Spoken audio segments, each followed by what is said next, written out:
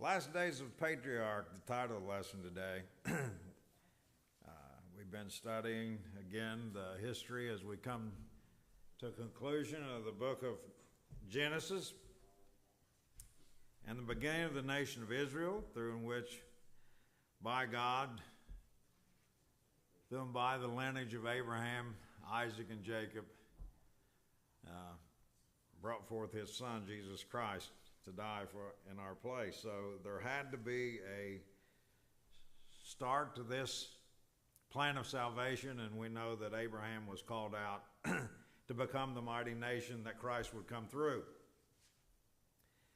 It's not been, that's one thing about the Bible, it tells us their faults as well as their victories and their good points. I'm glad sometimes our faults are not made known like they were of these Old Testament patriarchs, because I'm sure we've got our share of faults along this journey of life as well. But I'm thankful for their faithfulness. I'm thankful, again, that God used some of these Old Testament patriarchs, again, to further his will and his way in a sinful, cursed world that we live in. And again, it just boggles the mind when you see the hatred and the wickedness and the things that's going on in our country today, and the tragedy that took place in Texas this past week. It's just hard for me to fathom, in my 12 years of school, it wasn't even thought of that somebody was going to bring a gun in and shoot up a classroom or anything of that nature. Matter of fact, there was a lot of them had guns in their gun racks out in the parking lot, So it was just unheard of and unthought of, and today it seems to be commonplace. I saw where a psychologist was interviewing a young student somewhere and asked about that, and the student basically asked the psychologist, which was a female, said, "Did this make you sad?" And she said, "Yes, it makes me sad and it makes me scared for the children and so forth." He said, "Oh, don't worry about it." He said, "We're trained for this." He said, "We're trained for when this happens." He said, "When this happens, not if it happens." He said, "We're trained for when this happens." This child talking about being trained how to deal with a shooter in a school. We thought it was something to have a fire drill, And now they have to train. And we've even talked about it in our board meetings about having a safety day here, because there could be a fire to point out exits. There could be a tornado to head to the basement. And we've even talked about having not a drill, but talk about what to do if a shooter would come into your church. Isn't that sad that we even have to discuss that? But that seems to be the society that we live in. So let's get into this. There's a lot to cover today, and we'll probably skip over a lot of this reading as far as we go, and just kind of paraphrase of what is actually the Bible is actually saying about this situation today. We studied last week about the sons, Jacob's sons, actually come back to buy more corn, and basically that Joseph revealed himself unto his brothers, and basically I think there was some apprehension there naturally. They knew they had sold, but Joseph said, "Hey, it wasn't you, it was God."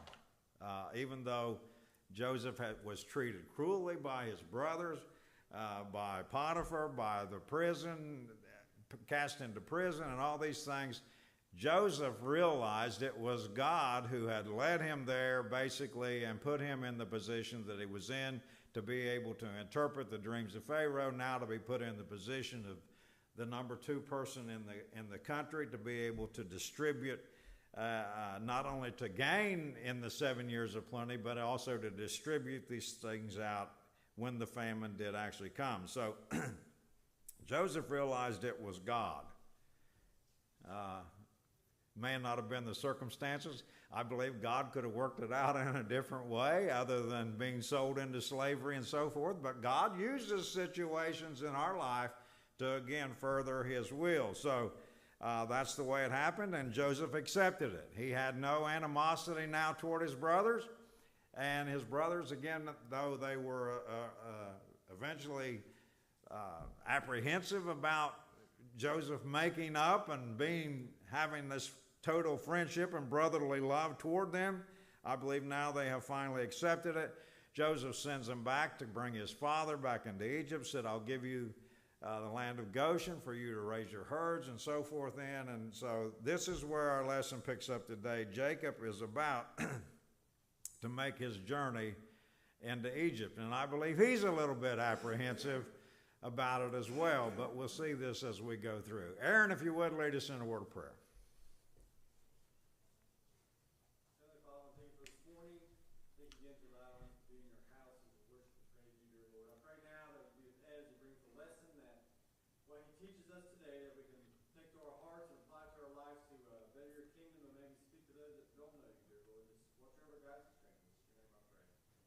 Amen. Chapter 46, book of Genesis says, and Israel took his journey with all that he had and came to Beersheba and offered sacrifices unto the God of his father Isaac. So he starts his journey, says, with all the possessions that he had. Not only all of his family, but his herds, his flocks, his possessions as well. And so he starts this journey, but he stops in Beersheba. Beersheba is a place right before you get into the desert area, before they're going to travel across to get into Egypt. So it's probably one of the last stops that he makes while he's still in the land of Canaan. Lord, do you really want me to go do this? Is probably why he stopped. Maybe, but he did inquire of the Lord. He stopped and offered devotion and worship unto the Lord before he's leaving the land of Canaan to head toward Egypt. And he says that he's making sacrifice to the God of his father Isaac. But it said God spoke to Israel in the vision of the night. In other words, he had a dream and said, Jacob, Jacob. And he said, here am I. And he said, I am God. There's another one of them I ams of the Bible. I am God, the God of thy father. He said, fear not to go down into Egypt, for I will there make of thee a great nation. Jacob, I know you've got a little bit of thought about this thought process about going. Said, I believe, he may have heard the story of Abraham when Abraham went down into Egypt and, lied and so forth. He may have heard that in his family.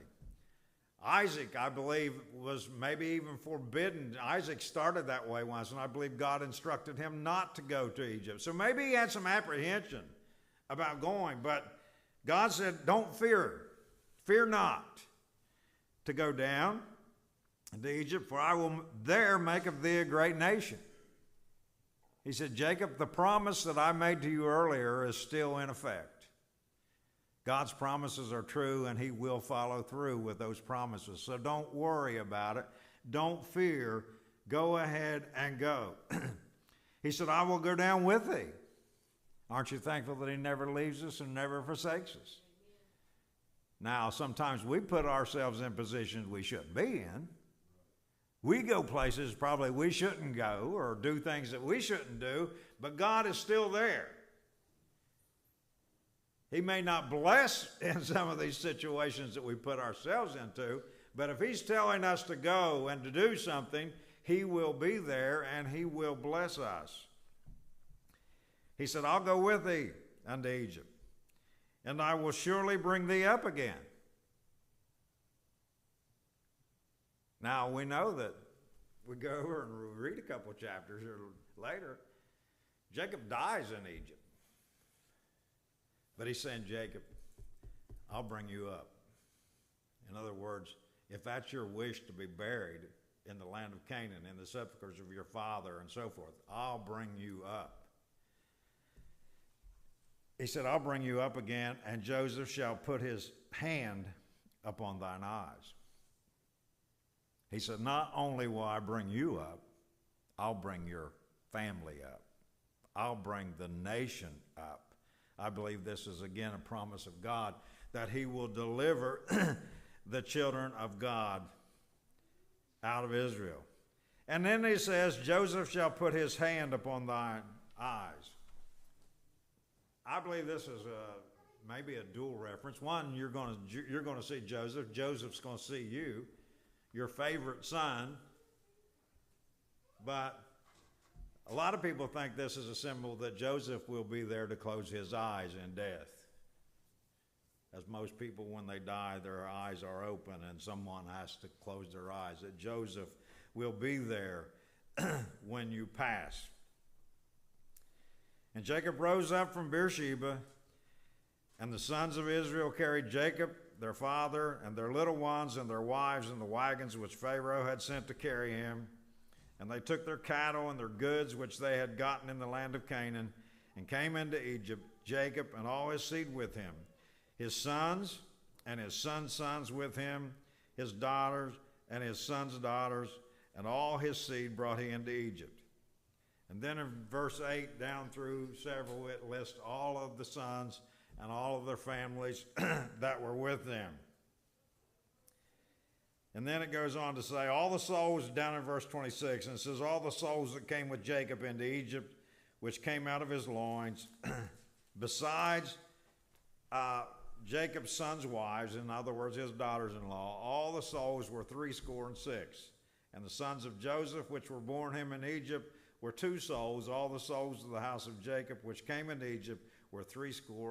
So there's basically 70 people out of Jacob's immediate family that are coming into Egypt at this particular time, including counting Joseph and his sons as well. And he sent Judah before him into Joseph to direct his face into Goshen, and they came into the land of Goshen. And Joseph made ready his chariot and went up to meet Israel his father to Goshen, and presented himself unto him, and he fell on his neck and wept on his neck a good while. So Joseph finally gets to meet his father after all these years, and Jacob gets to meet again his favorite son. And as naturally as there would be, there was a time of celebration, a time of happiness, a time of joyous occasion, and they basically clung to each other and cried upon each other for missing them for so many years now. So they were thrilled. We went to Terry's 50th class reunion last night at South Webster High School, and I mean, it was good seeing some people that I guess I haven't seen in 50 years, you know, some of them. And but what was sad, this is what was so sad.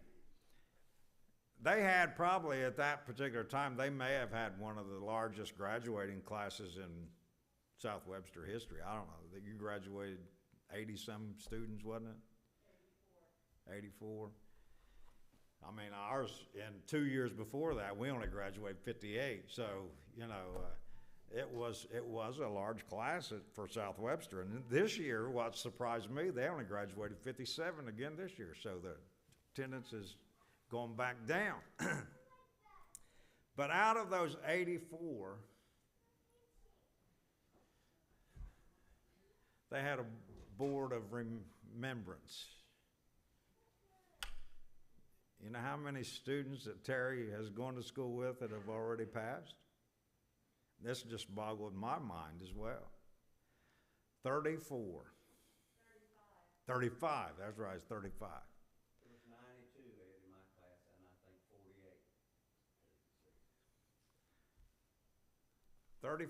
40% of her, now in my class of 58, whatever we had, I can only think of less than 10 that have passed. But 40% of her class has already passed on. What's that say? It's important that a man wants to die. But after this is judgment, and it would behoove us all, if we were ready to meet our God. Jacob had thought Joseph was dead. now they have this great reunion one with another. And he said, basically, he said, now I can die. I have seen with my own eyes my son, my favorite son. Aren't you think with spiritual eyes, we can see the Son? We can see God through the eyes of faith, trusting that Christ is alive, and he's alive forevermore, and he is alive to bring about salvation to our souls. So he said, now let me die, since I have seen thy face, because thou art yet alive. And Joseph said unto his brethren and unto his father's house, I will go up and show Pharaoh, and say unto him, my brethren and my father's house, which were in the land of Canaan, are come unto me. And the men are shepherds, for their trade hath been to feed cattle, and they have brought their flocks and their herds and all that they have. And it shall come to pass, when Pharaoh shall call you and shall say, what is your occupation?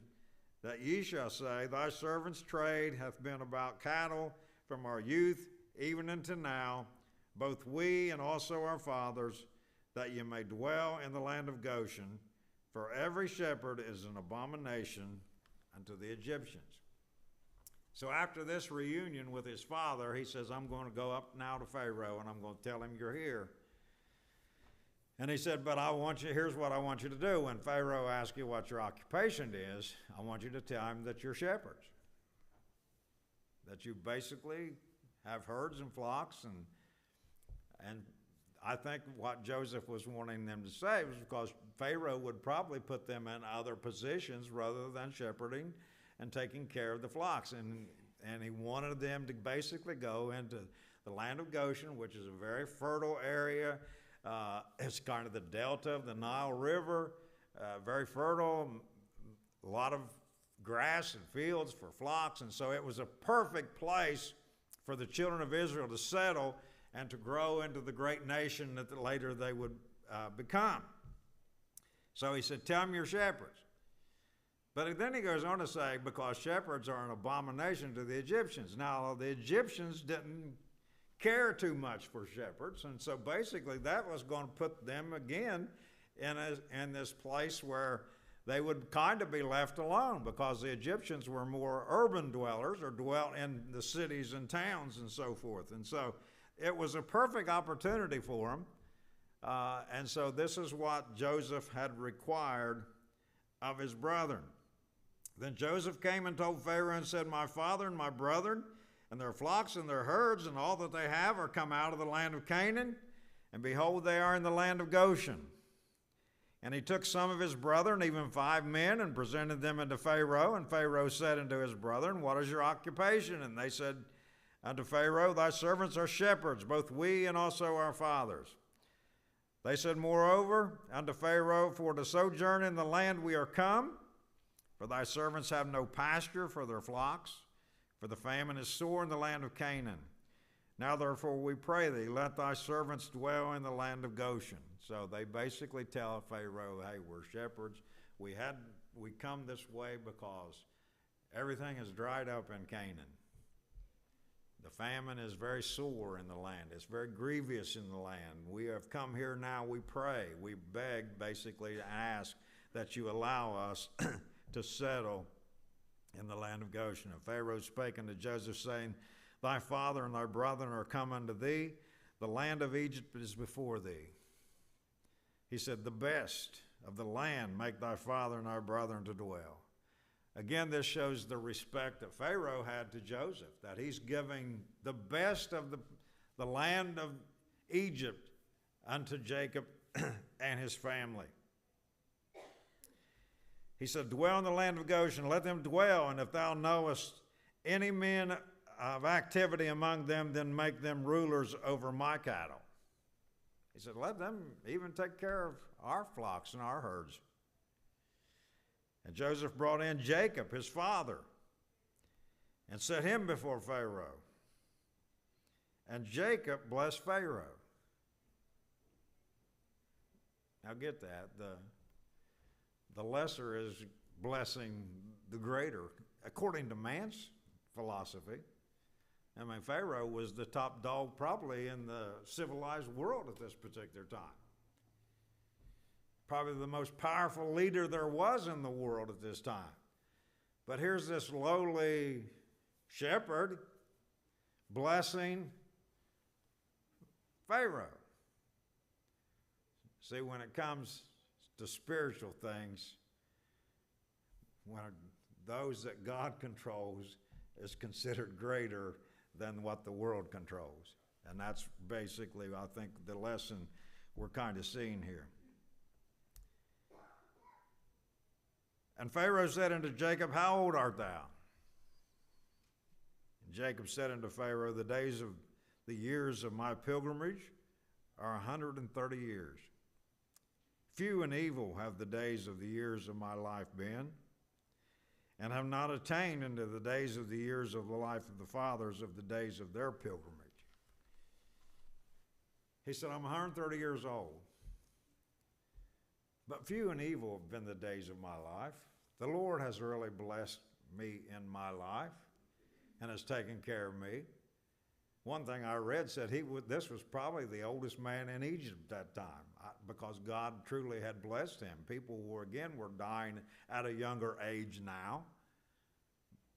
But Jacob is 130 years old. He's going to live another 17 years in Egypt before he passes. I think he's 147 when he finally dies. But think about that. But then he goes on to say, But my life have not attained unto the days of the years of the life of my fathers. Isaac lived, I believe, to be almost 180. Abraham was at like 175. So Jacob thought, hey, I've still got some life in me yet. I've not attained into the days of my fathers. Again, it says Jacob blessed Pharaoh and went out from before him. And Joseph placed his father and his brethren and gave them possessions in the land of Egypt, and the best of the land in the land of Ramses, as Pharaoh had commanded. Again, this was the delta region of the Nile. And Joseph nourished his father and his brethren and all his father's household with bread according to their families. But verse 13 says, And there was no bread in all the land, for the famine was very sore, so that the land of Egypt and all the land of Canaan fainted by reason of the famine. Remember, this famine is going to last 7 years, and it's now probably into the third and fourth maybe year of this drought that has taken place. It says, And Joseph gathered up all of the money that was found in the land of Egypt and in the land of Canaan for the corn which they brought. And Joseph brought the money into Pharaoh's house. And when the money failed in the land of Egypt and in the land of Canaan, all the Egyptians came unto Joseph and said, Give us bread, for why should we die in the presence, for the money faileth. So now they've spent all their money.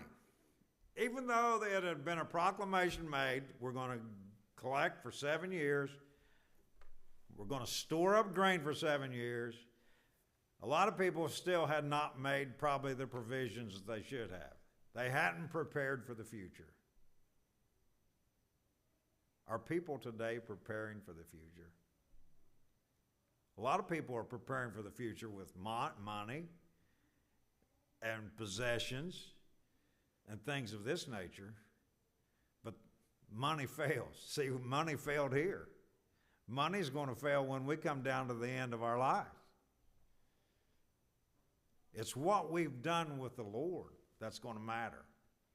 It's what we've accomplished by accepting Jesus Christ as our personal Savior. That's what's going to carry us when this time of our life comes, as it has for, again, 35 of Terry's classmates. When that time comes in our life, it doesn't matter how much money we've got in the bank. It doesn't matter how big our house is or how many cars we have or the possessions we may have. What's going to matter is what we've done with Jesus Christ. Have we made that provision in our life? We do a lot of things. We try to stay healthy. We do all these things to preserve and to make our life, quality of life, good. And there's nothing wrong with that. I mean, I want to live as long as the Lord wants me to, and when I do, I want to be healthy. One of Haley's classmates just this past week, he had been to work, come home. I was talking to his uncle last night. Come home and he told his wife, he said, I'm going to go in and lay down. So he must not have felt good because he said, I'm going to go in and lay down. He got up out of his chair, started toward the bedroom, fell down dead. Massive heart attack, they assume. So, 44 years old, I believe. We don't know. But what have we prepared for in the future? Have we made our calling and election sure? I hope we have. Money run out. Now what are we going to do? We don't have any money to buy grain. Joseph has taken all the money of Egypt and put it into Pharaoh's account. You talk about a powerful individual that he's getting to be. Now he's not only the leader of probably the most powerful nation in the world at this time, now he has all the money in his coffers as well, and there's no money to buy grain. So what's the next thing? You start selling your possessions. You start selling your possessions. So that's what they say. We'll give you our herds. We'll give you our cattle. We'll give you our flocks. Just give us some grain so we don't starve. You know, there's going to come a time in the tribulation. That's kind of what this kind of reminds me of, the 7 years of famine. There's going to come 7 years of tribulation one of these days. And people are going to be almost in this same boat. Money's not going to do you any good. You're going to have the mark to buy, to eat. And so they'll do anything. So they said, take our herds, take our cattle. And it says, and they brought their cattle to Joseph, and Joseph gave them bread in exchange for horses and for the flocks and for the cattle of the herds, for their asses, and he fed them with bread for all their cattle for that year. When that year was ended, what happened? Now you've given up your herds and your flocks, now what? When that year was ended, they came unto him the second year, and they said unto him, we will not hide it from my Lord, how that our money is spent. My Lord hath our herds of our cattle. That is not aught left in the sight of my Lord, but our bodies and our lands. There's nothing left but us and our property. Wherefore shall we die before thine eyes, both we and our land? Buy us and our land for bread. And we and our land will be servants unto Pharaoh, and give us seed that we may live and not die, that the land be not desolate. So they said, after they give them their herds and flocks, they didn't have anything else, they said, take our property. Take our property, but give us some food to eat. We think socialism is new today. It's not. I mean, this is probably as much as socialism as you'll ever see. Danny Bear has been to Cuba several times, and he was telling me how that kind of works down there with a lot of their people. They work for the government. They all work for the government, basically. He said this one fellow that they visit, the government will come by and dump some sand on his property and give him some bags of cement or mortar, and he's got these molds, and he mixes it by hand, puts it in these molds, and he's basically making cinder block or concrete block.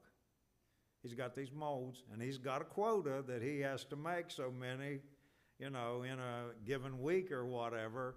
Then they come by and they pick up the blocks and give him more sand, give him more concrete or whatever. And that's his job. And then, of course, they pay him. The government is doing this, and they pay him or give him strip or whatever you want to call it to buy food and stuff for his family. Basically, this is what we see happening here right now in Egypt during this famine. They've sold their possessions, they've sold their land. Said basically they're selling themselves. We'll become servants unto Pharaoh. You think you can make it through the years of tribulation and not take the mark? It'll be difficult. Can't eat, you can't buy, you can't sell without it. These people were desperate. They did not want to starve. They did not want to see their families hungry. They were willing to give up everything that they had and even become a servant or a slave. It says Joseph bought all the land of Egypt for Pharaoh, for the Egyptians sold every man his field because a famine prevailed over them, so the land became Pharaoh's. So it became the government's. It became his. It was his to do basically as he pleased. Now, you may say, well, Joseph must have been a hard man here. But you really don't see them complaining to Joseph about him being hard. They just wanted food.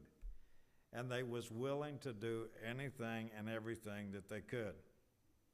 And as for the people, he removed them to cities from one end of the borders of Egypt to the other end thereof. Only the land of the priests bought he not, and the priest had a portion assigned them of Pharaoh, and did eat their portion which Pharaoh gave them, wherefore they sold not their lands. The priest or of Pharaoh's was kind of protected here. Again, Joseph wasn't allowed to purchase that property. It was still given unto the priest. Pharaoh made sure of that. Then Joseph said unto the people, behold, I have brought you this day for the land for Pharaoh. Lo, here is seed for you, and you shall sow the land. And it shall come to pass in the increase that ye shall give the fifth part unto Pharaoh, and 4 parts shall be for your own, for seed of the field, and for your food, and for them of your household, and for food, and for your little ones. So here was the deal. We own you now, basically, but we're not treating you such as slaves. You're basically going to be tenant farmers, so to speak. Joseph said, I'm going to give you some grain. And here's what you need to do with it. You need to sow. You need to produce. 5th part of it comes back to Pharaoh. 4/5 of it's yours, but some of it you got to save for seed to replant. Now again, in that socialism, I mean, we're giving it to you, but you got to give back. Hey, it's a better deal than I think we got today, really. I mean, 20%, got to give back 20% to the government. From things I've read, from the income tax and property tax and gasoline tax and all these things, we're probably paying upwards close to 50% tax in our life. So 20% sounds pretty fair here in all reality. Joseph wasn't being too greedy here in his tax rate. Wasn't it a couple years ago, one of the presidential candidates, he wanted to use basically the 10th as like the tithe, just tax everybody flat 10%. Probably be a better deal than what we've got today when we got billionaires that's paying less tax than probably some of you, with the loopholes in the tax system and so forth. So Joseph's system seemed to be quite fair. And they said, thou hast saved our lives. See, they wasn't bitter toward Joseph. They've saved our lives. Let us find grace in the sight of my Lord, and we will be Pharaoh's servants. And Joseph made it a law over the land of Egypt unto this day. So even at the time of this writing, this 20% back to Pharaoh was still in effect at that particular time. That Pharaoh should have a fifth part, except the land of the priests, which become Pharaoh's. It says, and Israel dwelt in the land of Egypt, in the country of Goshen, and they had possessions therein, and grew and multiplied exceedingly. So even in this times of drought and famine, Israel began to grow, just as God had promised. And Jacob lived in the land of Egypt 17 years. So the whole age of Jacob was 147 years. And the time drew near that Israel must die. And he called the son of Joseph and said unto him, if now I have found grace in thy sight, put, I pray thee, thy hand under my thigh, and deal kindly and truly with me. Bury me not, I pray thee, in Egypt. But I will lie with my fathers, and thou shalt carry me out of Egypt, and bury me in their burying place. And he said, I will do as thou hast said. And he said, swear unto me. And he sware unto him, and Israel bowed himself upon the bed's head. So Jacob calls Joseph to him, and he said, you got to promise me you won't bury me here in Egypt. Take me back to Canaan. Bury me in the burying place of my fathers and their sepulchres, and so forth. And he made him swear, and Joseph did swear. And again, it says that Israel bowed himself, or I think was praising the Lord for the promise that Joseph had made him. And it came to pass after these things that one told Joseph, behold, thy father is sick. And he took with him his two sons, Manasseh and Ephraim. And one told Jacob and said, behold, thy son Joseph cometh unto thee. And Israel strengthened himself and sat upon the bed. You know, sometimes when you're sick, you don't feel like hardly getting up, but something will happen and you'll force yourself, or you'll gain that momentum to be able to rise up and take care of the situation. This seems to be what was happening with Jacob. Jacob was sick. He was in bed, but when he hears that Joseph and his two sons are coming to visit, it says he strengthened himself and sat up upon the bed. And Jacob said unto Joseph, God Almighty appeared to me in Luz. Now again, you go back, and where is Luz? It become Bethel. Luz become Bethel, the house of God. And so Jacob again is revealing that God said, when God appeared to me in Bethel, and he said, behold, I will make thee fruitful and multiply thee, and I will make of thee a multitude of people, and will give this land to thy seed after thee for an everlasting possession. And now thy two sons, Ephraim and Manasseh, which were born unto thee in the land of Egypt before I came unto thee into Egypt, are mine, as Reuben and Simeon. They shall be mine. So basically, Jacob is saying here, your two sons are mine. I am adopting them into my family. And it proves that Joseph, being the favorite son, is receiving kind of a double portion as well in the inheritance, as we'll see down through the years. So they're going to be just like Reuben and Simeon, my first two born. Your two sons are them. And thy issue which thou begettest after them shall be thine, and shall be called after the name of their brothers in their inheritance. Joseph, even if you have more sons, just these two are going to receive the inheritance. And as for me, when I came from Padan, Rachel died by me in the land of Canaan in the way, and yet there was one but a little one to come into Ephrath, and I buried her there by the way of Ephrath, and the same as Bethlehem. And Israel beheld Joseph's sons and said, who are these? Again, his eyes were dim, with it being 147 years old. And Joseph said unto him, these are my sons, whom God hath given me in this place. And he said, bring them, I pray thee, unto me, and I will bless them. Now the eyes of Israel were dim in age, so that he could not see, and he brought them near unto him, and he kissed them and embraced them. And Israel said unto Joseph, I had not thought to see thy face, and lo, God hath showed me also thy seed. Again, Jacob is thrilled that he not only got to see Joseph, but he got to see his sons as well. And probably these boys at this particular time were late teens, maybe even early 20s of age. And Joseph brought them out between his knees, and he bowed himself with his face to the earth. And Joseph took them both, Ephraim in his right hand toward Israel's left hand, and Manasseh in his left hand toward Israel's right hand. Again, Manasseh was the older. And Israel stretched out his right hand and laid it upon Ephraim. In other words, he crossed his hands like this. Joseph had placed them so the right hand would be on the elder and the left hand would be on the younger. But this is what Israel or Jacob did at that particular time.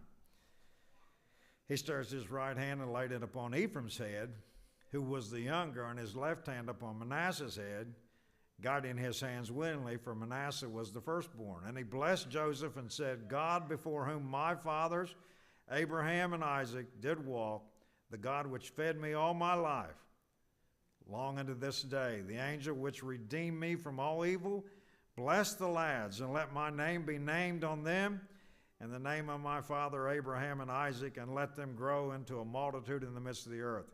And when Joseph saw that his father had laid his right hand upon the head of Ephraim, it displeased him, and he held up his father's hand to remove it from Ephraim's head unto Manasseh's head. And Joseph said unto him, Father, not so, my father, for this is the firstborn.